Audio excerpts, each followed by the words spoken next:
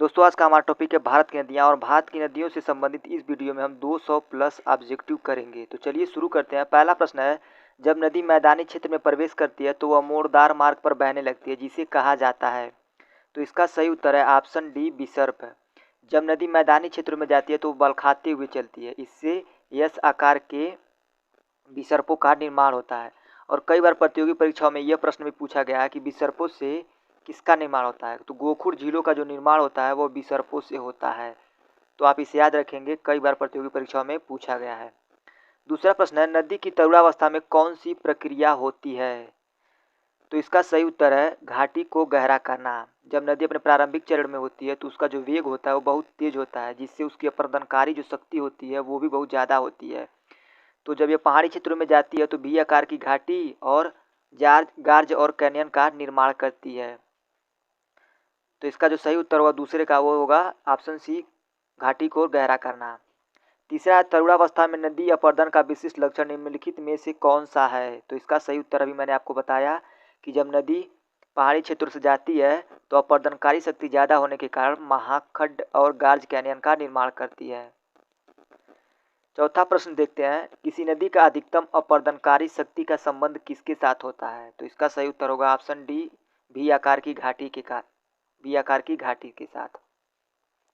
मैंने अभी आपको बताया कि जब नदी पहाड़ी क्षेत्रों में जाती है तो उसकी अपरदनकारी शक्ति के कारण वह पहाड़ों को सीधे खड़े ढाल के रूप में काटती है तो गार्ज कैनियन का निर्माण होता है, और जब सीधे ऐसे काटती है तो वी आकार की घाटी का निर्माण होता है। पांचवा प्रश्न है कि बाढ़ के दौरान नदी चैनल के किनारों के साथ बने चौड़े एवं नीचे किनारेबंदी को क्या कहते हैं। तो इसका सही उत्तर है ऑप्शन बी, तटबंध। छठवां प्रश्न है, जलोढ़ पंख कहाँ निर्मित होते हैं। तो जब नदी पहाड़ी क्षेत्रों से आती है तो अपने साथ अवसाद लेकर के आती है, और जैसे ही मैदानी क्षेत्रों में पहुंचती है तो उसे वहां पर जमा कर देती है, जिससे एलुवियल फैन का निर्माण होता है, जिसे हिंदी में जलोढ़ पंख कहा जाता है। तो इसका जो सही उत्तर होगा ऑप्शन बी, पहाड़ के तलीय क्षेत्रफल। सातवां है, नदी मार्ग का सोपानी प्रोफाइल क्या होता है। आइए जानते हैं सोपानी प्रोफाइल के बारे में। नदी की जो जीवन अवस्था होती है उसको 3 भागों में विभाजित किया जाता है, उच्च, मध्यम और निम्न। यहाँ से इसका उद्गम होता है और यहाँ से जब मुहाने पर पहुँचती है तो इसकी जो अवस्था होती है उसको 3 भागों में विभाजित किया जाता है, उच्च, मध्यम और निम्न।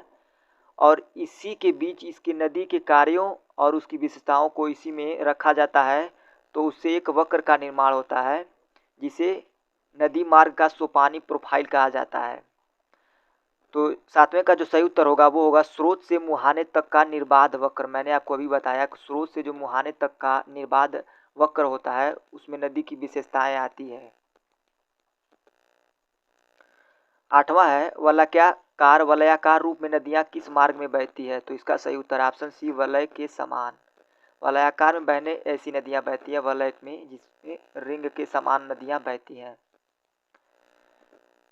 नवा प्रश्न है, किसी नदी घाटी के चौड़ा होने का कारण क्या होता है। नदी घाटी चौड़ा कब होती है, जब नदी अपने साइड से क्या करेगी, अपरदन करेगी, तो नदी घाटी चौड़ी होगी। तो इसका जो सही उत्तर होगा साइड अपरदन, मतलब पार्श्विक अपरदन। 10वां प्रश्न है, एक विस्तृत भूधारा जहाँ नदी समुद्र के जल एक दूसरे के साथ घुल मिल जाते हैं को क्या कहा जाता है। तो इसका सही उत्तर है ऑप्शन ए, मुहाना कहा जाता है। मुहाना वह स्थान होता है जहाँ नदियाँ जाकर के समुद्रों में मिल जाती है। 11वां प्रश्न है, हिमालय पार की नदियाँ कौन कौन सी है। तो सतलज, सिंधु, गंगा। तो ये ऑप्शन गलत है क्योंकि इसमें गंगा हिमालय पार की नदी नहीं है। ब्रह्मपुत्र, सिंधु और सतलज, इसका उत्तर हुआ ऑप्शन 20, ब्रह्मपुत्र, सिंधु और सतलज। इनका उद्गम जो होता है वो मानसरोवर से होता है। 12वां प्रश्न है, काली और तीस्ता नदियों के बीच हिमालय का कौन सा प्रादेशिक भाग स्थित है। तो आइए जानते हैं, ये उत्तराखंड और यहाँ है नेपाल और ये सिक्किम। तो यहाँ से निकलती है शारदा नदी जिसे काली नदी भी कहा जाता है, और यहाँ से सिक्किम के चोलामू ग्लेशियर से निकलती है तीस्ता नदी, और इनके बीच स्थित है नेपाल। तो जो काली और तीस्ता नदियों के बीच हिमालय का नेपाल हिमालय स्थित है। तो इसका सही उत्तर ऑप्शन बी, नेपाल हिमालय। 13वां प्रश्न है, भारत के उत्तरी मैदान 3 प्रमुख नदी प्रणालियों से बने हैं जो सिंधु, गंगा और कौन है। तो इसका सही उत्तर है ऑप्शन ए, ब्रह्मपुत्र। हिमालय नदी प्रणाली में 3 नदी तंत्र आते हैं, गंगा नदी तंत्र, सिंधु नदी तंत्र और ब्रह्मपुत्र नदी तंत्र। 14वां प्रश्न है, ब्रह्मपुत्र नदी निम्नलिखित में से किस हिमनद से निकलती है? तो इसका सही उत्तर है option B, Chemayungdung glacier Mansarovar के पास। ऑप्शन डी सही उत्तर है। 15वां प्रश्न है, निम्नलिखित में से कौन सी नदी को सांगपो कहा जाता है? तो इसका सही उत्तर है ब्रह्मपुत्र नदी को सांगपो कहा जाता है तिब्बत में। सांगपो का हिंदी में मतलब होता है शुद्ध करने वाली नदी, जैसे कि हमारे देश में गंगा को माना जाता है। 16वां प्रश्न है, तिब्बत में किसका दूसरा नाम तसांगपो है? तो इसका सही उत्तर है ब्रह्मपुत्र नदी का। Option C. यह प्रश्न बहुत ही महत्वपूर्ण है क्योंकि कई बार प्रतियोगी परीक्षाओं में यह प्रश्न पूछा गया है, तो आप इसे याद रखेंगे।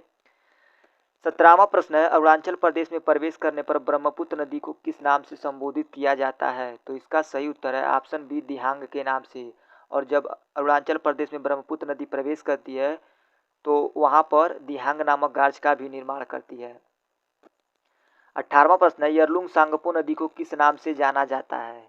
तो इसका सही उत्तर है ऑप्शन सी, ब्रह्मपुत्र नदी। 19वां प्रश्न है, निम्न में से कौन से ब्रह्मपुत्र नदी के वैकल्पिक नाम है? तो आइए जानते हैं।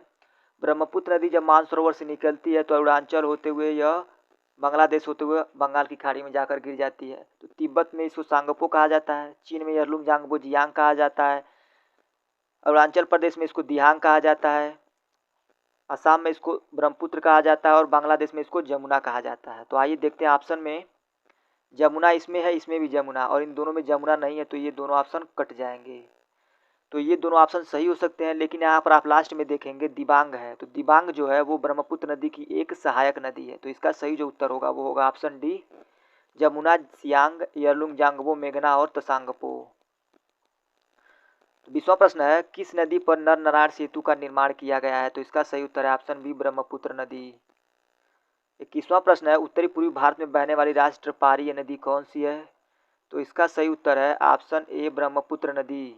लोहित नदी का जो उद्गम होता है वो जयालछू ग्लेशियर से होता है, तीस्ता नदी का उद्गम चोलामुख झील से होता है, और गंगा नदी का जो उद्गम होता है गोमुख से होता है। तो राष्ट्रपारी नदी जो है वो है ब्रह्मपुत्र नदी।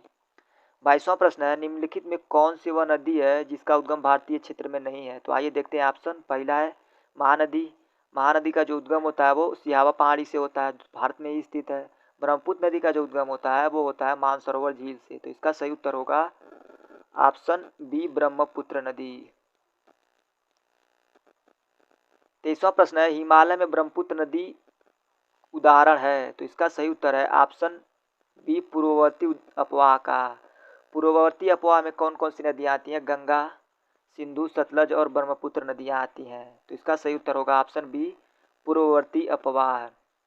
24वां, निम्नलिखित में कौन सी ब्रह्मपुत्र की सहायक नदी या नदियाँ हैं? तो मैंने आपको ब्रह्मपुत्र नदी की सहायक नदियों को याद करने की ट्रिक भी बताई थी। दिल धक करता है बूढ़ी का, दिल धक करता है बूढ़ी का, तो दिल से हो जाएगा दिबांग लोहित, धक से हो जाएगा धनसिरी कपली और बूढ़ी से हो जाएगा बूढ़ी दिहांग। और दूसरी ट्रिक बताई थी मानती का ससुरी, मानती का ससुरी, ससुरी से होगा संकोश और सुबनसिरी, और मानती से हो जाएगा मानस तीस्ता और का से हो जाएगा कामेंग। तो यदि आपको ट्रिक याद होगी तो आप जान गए होंगे कि ये तीनों जो नदियां हैं वो ब्रह्मपुत्र की सहायक नदियां हैं। तो इसका सही उत्तर हो जाएगा ऑप्शन डी, 1, 2 और 3। 25वां प्रश्न है, ब्रह्मपुत्र नदी की निम्नलिखित सहायक नदियों पर विचार कीजिए। लोहित, तीस्ता, सुबनसिरी और संकोश, और इनको पश्चिम से पूर्व की ओर क्रमबद्ध कीजिए। तो आइए जानते हैं इसको कैसे क्रमबद्ध करेंगे। तो मैंने आपको एक ट्रिक बताई थी मानती का ससुरी, बहुत ही महत्वपूर्ण ट्रिक है ये, इससे कई प्रश्नों को आप सॉल्व कर सकते हैं। तो देखिए कैसे इस ट्रिक के द्वारा हम इस प्रश्न को सॉल्व करते हैं। ये जो मानती का ससुरी है वो ईस्ट टू वेस्ट इसकी सहायक नदियों का अर्थात ब्रह्मपुत्र की सहायक नदियों का क्रम भी है। मान से हो जाएगा मानस, ती से हो जाएगा तीस्ता, का से हो जाएगा कामेंग और संकोश सुबनसिरी हो जाएगा। तो पहले हो जाएगा मानस आएगा, मानस तो इसमें दिया नहीं है। उसके बाद आएगा तीस्ता नदी, तो तीस्ता ने इसमें दिया है 2 ऑप्शन पर, तो 2 होगा। उसके बाद का आता है, का मतलब होता है कामेंग नदी, तो कामेंग नदी भी इसमें नहीं दिया है। उसके बाद आता है सुबनसिरी नदी, संकोश नदी आती है, तो संकोश नदी चौथे पर दिया है। उसके बाद आती है ट्रिक में लास्ट में सिरी आता है, तो सिरी का मतलब होता है सुबनसिरी जो तीसरे पर है। और ये नहीं याद रहेगा तो भी कोई दिक्कत नहीं है। तो देखते हैं 2, 4, 3 जो क्रम है वो किस ऑप्शन में दिया है। तो आप देखेंगे बी ऑप्शन में 2, 4, 3 का क्रम दिया है। तो इस प्रकार जो सही उत्तर होगा वो होगा ऑप्शन बी। 26वां प्रश्न है, कपिली किसकी सहायक नदी है? तो दिल धक करता है से मैंने आपको बताया था कि जो कपिली है वह ब्रह्मपुत्र नदी की सहायक नदी है। दिबांग, लोहित, धनसिरी और कपिली। मानस किस नदी की उपनदी है? तो इसका सही उत्तर है ऑप्शन डी, ब्रह्मपुत्र नदी की। इसका भी ट्रिक मैंने बताया था, मानती का ससुरी। तो मानस, मान से हो जाएगा मानस, तो ब्रह्मपुत्र की सहायक नदी है, ऑप्शन डी सही उत्तर है। 28वां प्रश्न है, भारत के निम्नलिखित नदी बेसिनों में से किसकी वार्षिक जल लब्धि अधिकतम है? वार्षिक जल लब्धि का मतलब होता है जिसमें वर्ष भर सबसे ज्यादा जल भरा रहता है। तो इसका सही उत्तर है ऑप्शन ए, ब्रह्मपुत्र नदी। 29वां प्रश्न है, भारत में सबसे बड़ा नदी मुख जो है किस नदी का है? तो इसका सही उत्तर है ऑप्शन डी, हुगली नदी का। आप जानते हैं सभी कि सुंदरबन जो डेल्टा है वो विश्व का सबसे बड़ा नदी डेल्टा है और इसमें आकर के हुगली नदी भी मिलती है। तो इस प्रकार भारत की में सबसे बड़ा जो नदी मुख है वो हुगली नदी का है। 30वां प्रश्न है, तिब्बत में मानसरोवर झील के पास किस नदी का स्रोत है? तो सतलज, ब्रह्मपुत्र और सिंधु, इन सारी नदियों का उद्गम स्रोत तिब्बत में मानसरोवर झील के पास स्थित है। 31वां प्रश्न है, गंगा और ब्रह्मपुत्र नदियों का उद्गम स्थान कहाँ है, क्रमशः स्थित है? तो गंगा का जो उद्गम होता है वो उत्तराखंड में गोमुख के पास से होता है। तो आइए देखते हैं, ऑप्शन डी में देखेंगे उत्तराखंड पहले पर है, तो इसका सही उत्तर हो जाएगा ऑप्शन डी। 32वां प्रश्न देखते हैं। 32वां प्रश्न है, मेघना निम्नलिखित नदियों में से किन नदियों की सम्मिलित धारा है? तो इसके लिए मैंने आपको ट्रिक बताता हूँ, ट्रिक है पजामा। पजामा से आप याद रखेंगे पद्मा, जमुना और मेघना की जो संयुक्त धारा है वो मेघना के नाम से जानी जाती है, या फिर कहें तो पद्मा और जमुना की जो संयुक्त धारा है वो मेघना के नाम से जानी जाती है। तो पद्मा को बांग्लादेश में गंगा कहा जाता है और जमुना को ब्रह्मपुत्र। तो इस प्रकार सही उत्तर है ऑप्शन डी। 33वां प्रश्न देखते हैं, गंगा और ब्रह्मपुत्र की संयुक्त जलधारा किस नाम से जानी जाती है? तो आइए देखते हैं, मैंने आपको ट्रिक भी बताई है अभी कि पद्मा और जमुना की संयुक्त धारा मेघना के नाम से जानी जाती है, अर्थात गंगा और ब्रह्मपुत्र की जो संयुक्त धारा है वो मेघना के नाम से जानी जाती है, ऑप्शन सी जो सही उत्तर है इसका। 34वां प्रश्न देखते हैं, विश्व का बृहत्तम डेल्टा निर्मित होता है? तो इसका सही उत्तर है गंगा और ब्रह्मपुत्र द्वारा, ऑप्शन बी। 35वां प्रश्न है, भारत में सबसे विशाल डेल्टा है? तो इसका सही उत्तर है ऑप्शन ए, गंगा और ब्रह्मपुत्र का डेल्टा। 36वां प्रश्न है, किस नदी के बेसिन को भारत के उत्तरी 10 राज्यों द्वारा बांटा गया है? तो इसका सही उत्तर है ऑप्शन सी, गंगा नदी के बेसिन को भारत के उत्तरी 10 राज्यों द्वारा बांटा गया है। 37वां प्रश्न देखते हैं, गंगा नदी किसका उदाहरण है? अनुवर्ती अपवाह का, पूर्ववर्ती अपवाह का, अक्रमवर्ती अपवाह का और परवर्ती अपवाह का। तो आइए इनके बारे में थोड़ा जान लेते हैं जल्दी जल्दी में। अनुवर्ती अपवाह का मतलब होता है ऐसा अपवाह तंत्र जिसमें नदियां जो होती है वो अपने ढाल के अनुसार बहती हुई जाकर के मुहाने तक बहती हैं। इसमें आती हैं गोदावरी और कृष्णा नदियां और भी साउथ की अनेक नदियां इसी में आती हैं जो पश्चिमी घाट से निकलती हैं और अरब सागर में जाकर के गिरती हैं। दूसरा है पूर्ववर्ती अपवाह का, ऐसी नदियां जो अपनी पुरानी घाटी में ही बहती हैं और नए मार्ग को काट करके नहीं बहती हैं, तो वो आती हैं पूर्ववर्ती अपवाह में। इसमें आती हैं गंगा, सिंधु, सतलज और ब्रह्मपुत्र नदियाँ। तो गंगा नदी जो उदाहरण है वो पूर्ववर्ती अपवाह का है। तीसरा है अक्रमवर्ती। अक्रमवर्ती का मतलब है जो क्रम का पालन न करती हो, अर्थात ऐसी नदियाँ जो अपनी मुख्य नदी की विपरीत दिशा से जाकर उसमें मिलती हैं। तो दिबांग और लोहित जो नदियाँ हैं अक्रमवर्ती अपवाह का एग्जाम्पल है, कई बार पूछा गया प्रश्न, इसलिए मैं आपको इनकी परिभाषा बता रहा हूँ। चौथा है परवर्ती अपवाह का। परवर्ती अपवाह ऐसा अपवाह होता है जिसमें मुख्य नदी में जो सहायक नदियाँ होती हैं लंबवत जाकर के मिलती हैं। तो यमुना जो नदी है उसमें आकर के चंबल नदी मिलती है लंबवत, और चंबल की जो सहायक नदियाँ आकर के इसमें लंबवत मिलती हैं सिंध, बेतवा और केन नदियाँ। तो चंबल, सिंध, बेतवा जो केन नदियाँ हैं वो परवर्ती अपवाह का एग्जाम्पल है। तो आप इन सारे अपवाहों के एग्जाम्पल को जरूर याद रखेंगे क्योंकि इनसे मैक्सिमम टाइम क्वेश्चंस पूछे गए हैं। 38वां प्रश्न है, गंगा नदी के दो प्रमुख स्रोत क्या है? भागीरथी और अलकनंदा, भागीरथी और यमुना, भागीरथी और सरस्वती, अलकनंदा और गंडक। तो इसका जो सही उत्तर है वो है ऑप्शन ए, भागीरथी और अलकनंदा।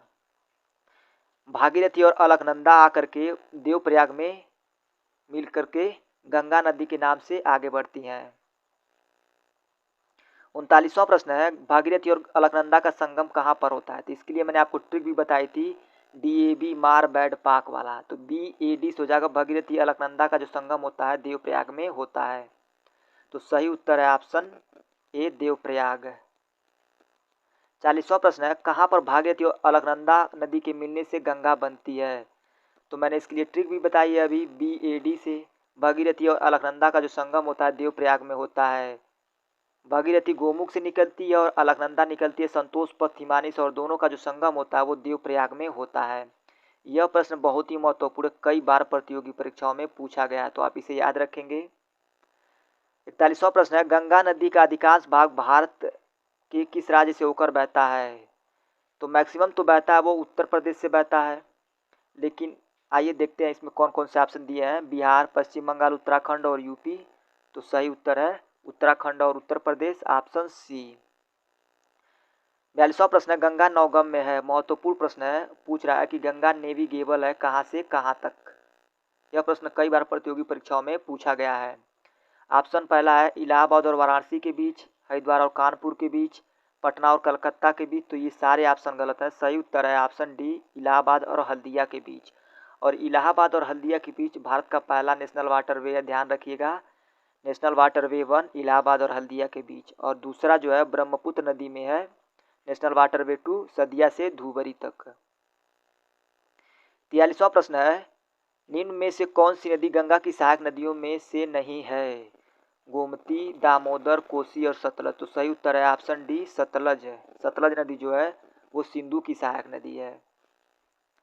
44वां प्रश्न है, गंगा नदी की सहायक नदियों का पश्चिम से पूर्व की ओर सही अनुक्रम क्या है?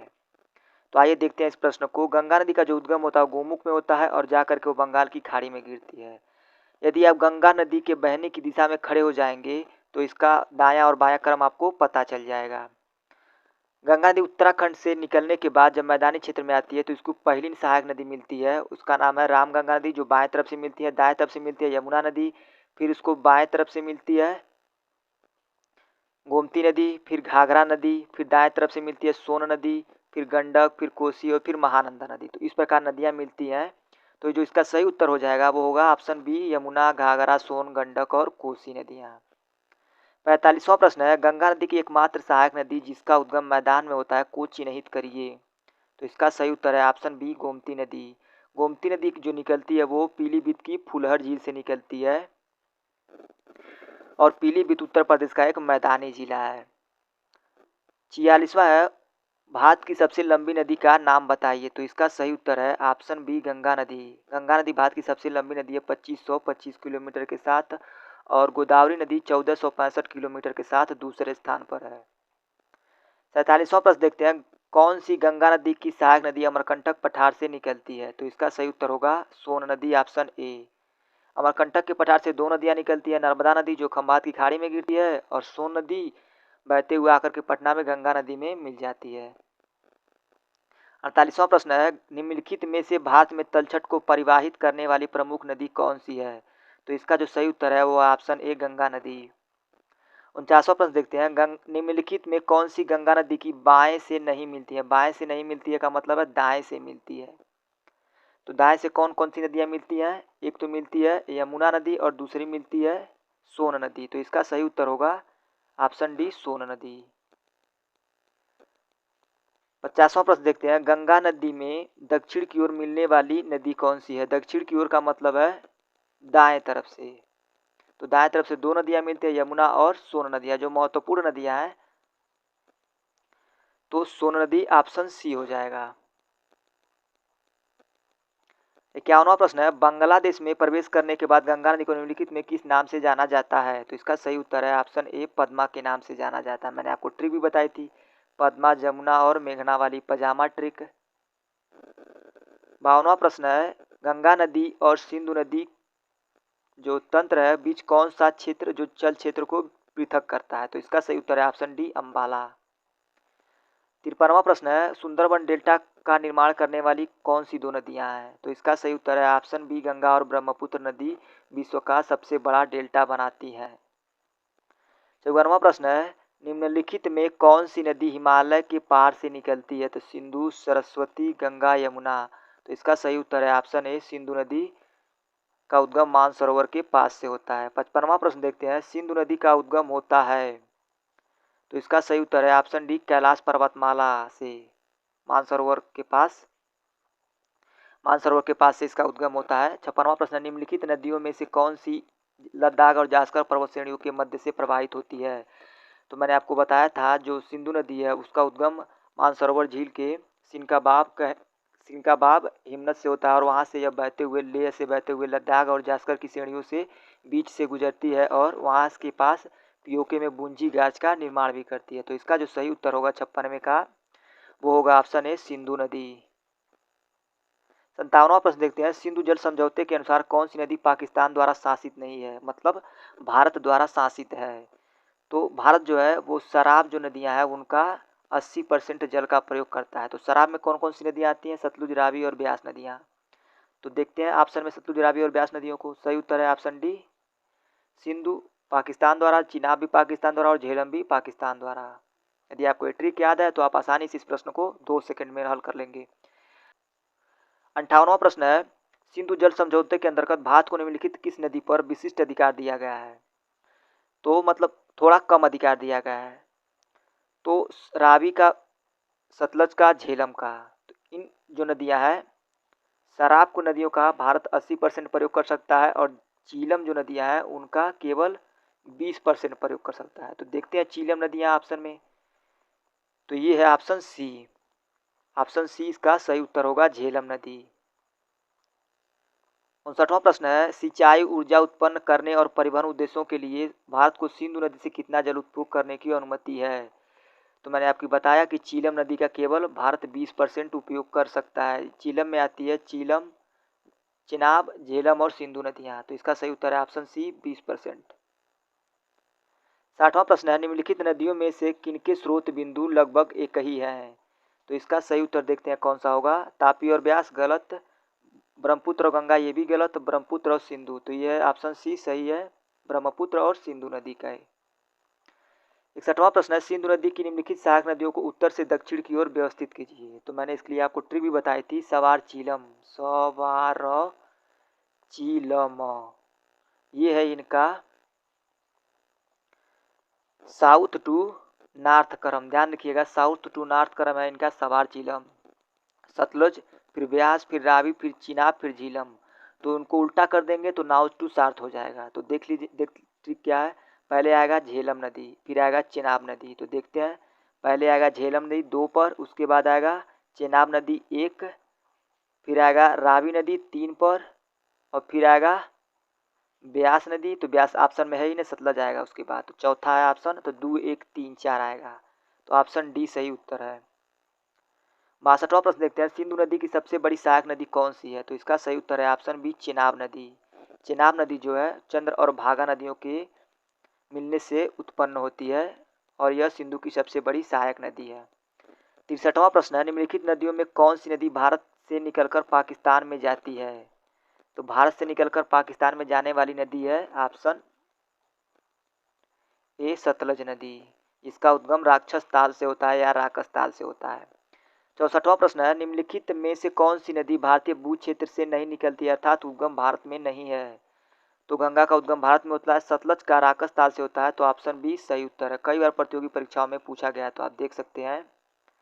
65वां प्रश्न है, निम्न में कौन सी नदी हिमालय के परे की नदी है, मतलब हिमालय के पार की नदी है? तो गंगा का उद्गम भारत में होता है, यमुना का भी उद्गम भारत में होता है, सतलज का जो उद्गम होता है वो मानसरोवर के पास स्थित राकस ताल से होता है।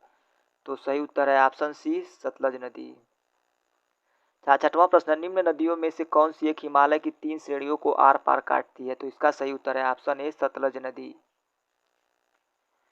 67वां प्रश्न है, हिमालय काट करके एवं बहकर आने वाली कौन सी नदियां हैं? तो हिमालय को काट करके आकर बहने वाली नदियां हैं ब्रह्मपुत्र, सतलज और सिंधु। सही उत्तर है ऑप्शन ए ही।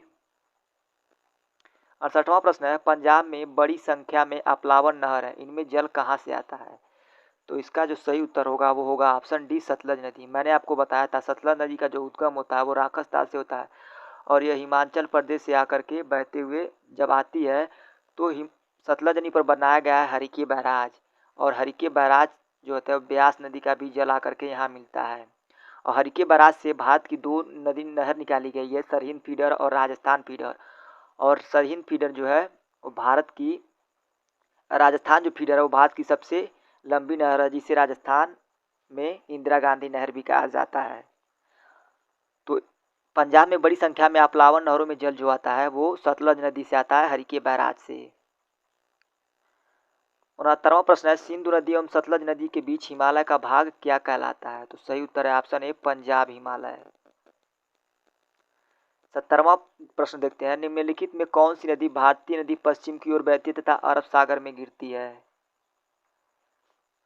तो पश्चिम की ओर बहने वाली नदियां मैंने आपको बताया था ट्रिक से भी, समानता नदियां पश्चिम की ओर बहती हैं। साबरमती, माही, नर्मदा, तापी नदियां। तो ऑप्शन में देखते हैं, सही उत्तर होगा ऑप्शन ए।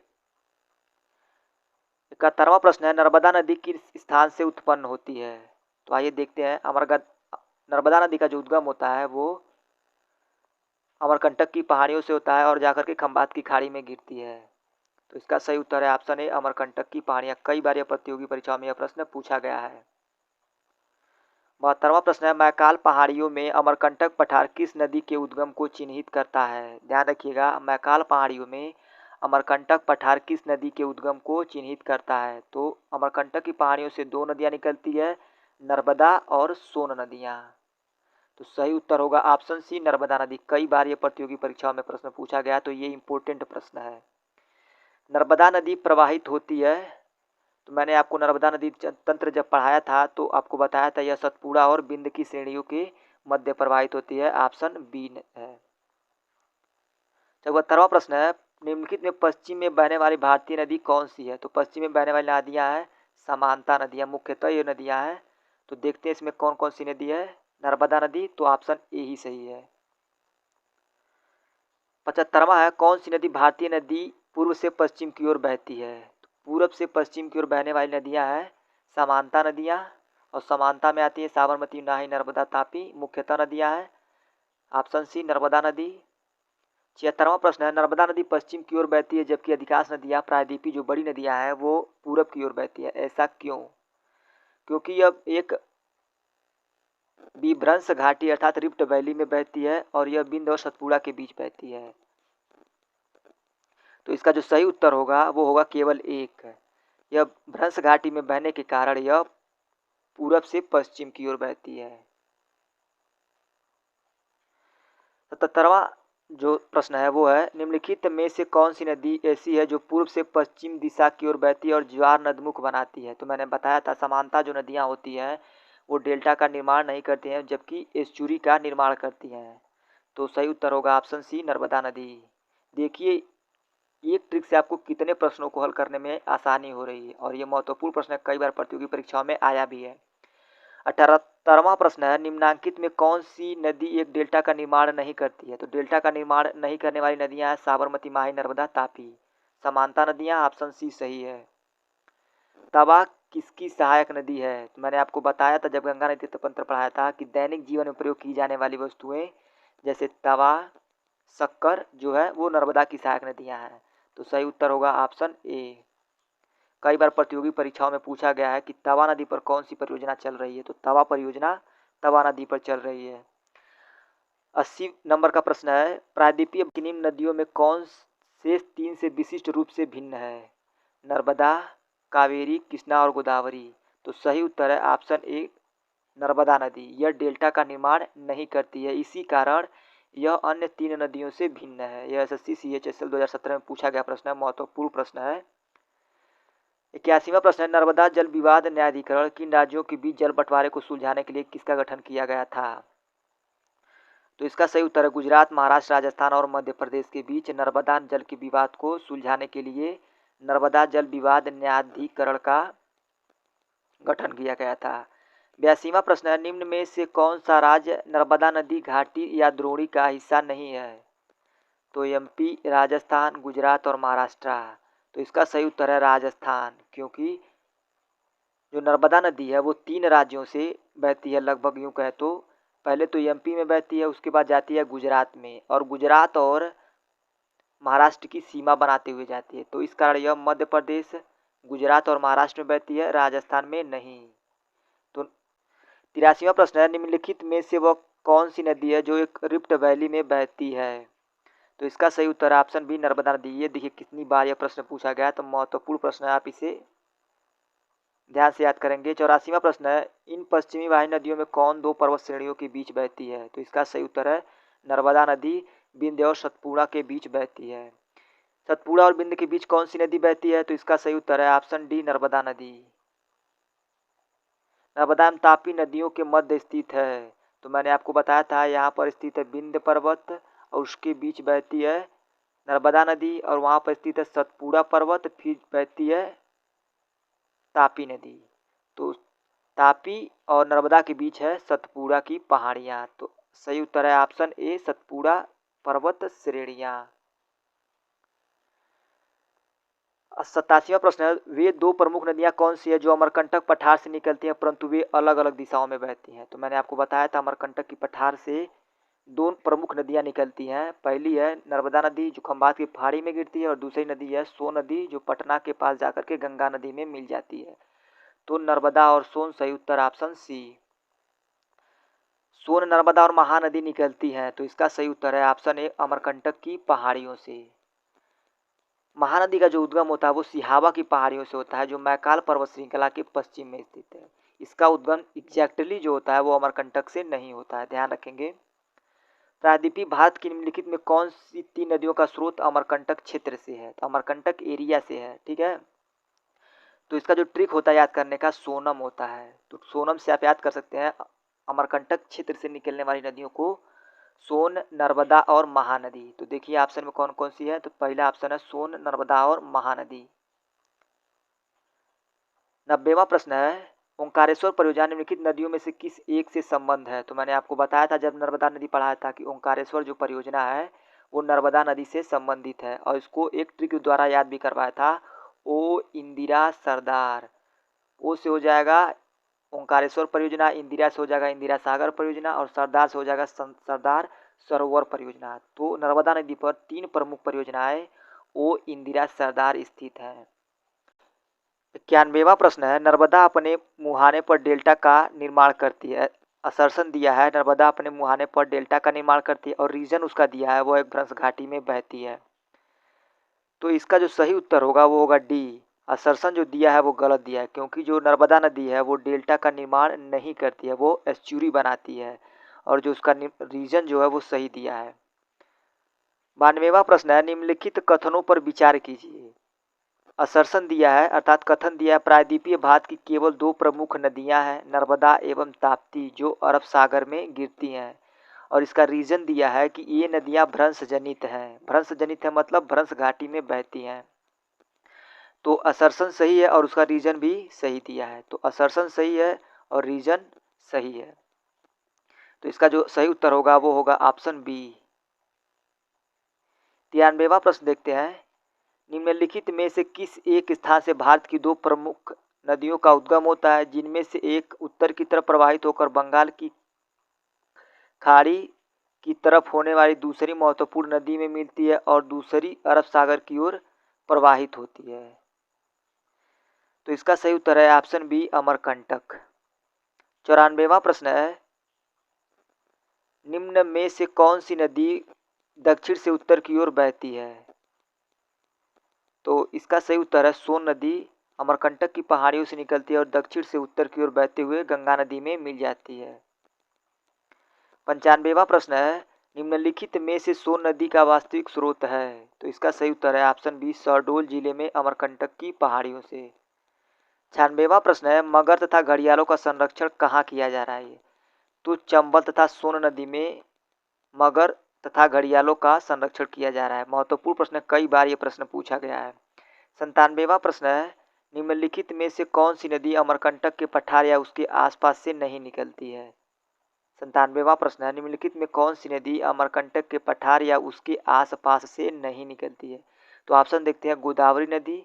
तो पहला ही ऑप्शन हमको मिल गया है, गोदावरी जो नदी है उसका उद्गम जो होता है वो पश्चिमी घाट से होता है, जबकि नर्मदा, तवा और सोन नदियों का जो उद्गम होता है वो अमरकंटक और उसके आसपास की पहाड़ियों से होता है। नर्मदा का जो उद्गम होता है अमरकंटक से होता है, सोन का भी अमरकंटक से होता है, लेकिन तवा का जो उद्गम होता है वो ग्वालीगढ़ की पहाड़ियों से होता है।